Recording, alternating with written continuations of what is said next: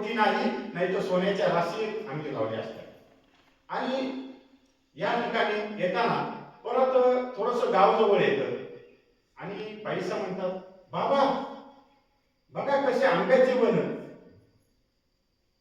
गोसावी उभेच राहतात, गोसावी काहीच बोलत नाही, गोसावी मौन धारण करतात, पुढं पुढं चालतात। आणि जसं जसं गाव जवळ येतं ते आंब्याचं वन जवळ दिसू लागतं।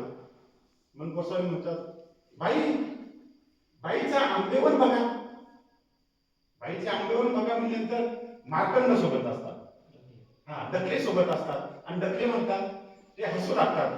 कारण आपण बघा कधी बी कोणता विनोद झाल्यानंतर जर एखाद्या व्यक्ती म्हणला की ही वस्तू आहे आणि ती वस्तू जर नसेल तर आपण सर्वदा हसतो।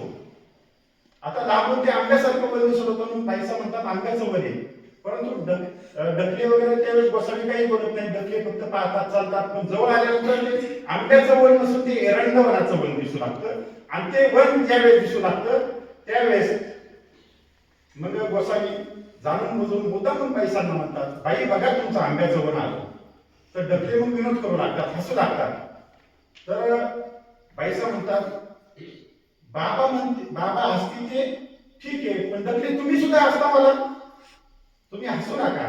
म्हणजे माणसाची जी दृष्टी आहे, आपण जे पाहू शकतो लांबून ते ओळखू शकत नाही। आणि मग स्वामी म्हणतात की आपण तिथं पाहिलं ते वेगळं, लांबून पाहिलं ते दूरदृष्टी वेगळी, जवळ पाहिल्यानंतर ते वेगळं दिसतं। आणि प्रत्यक्षात त्याच्या खाली जाऊन उभं राहू किंवा त्याच्या जवळ राहू, त्याचा असे विषय आपण म्हणजे त्याच्याविषयी परिपूर्ण माहिती ती तेव्हाच मिळते जेव्हा आपण त्याच्यात एकदम जवळ जाऊ किंवा संपर्कात जाऊ।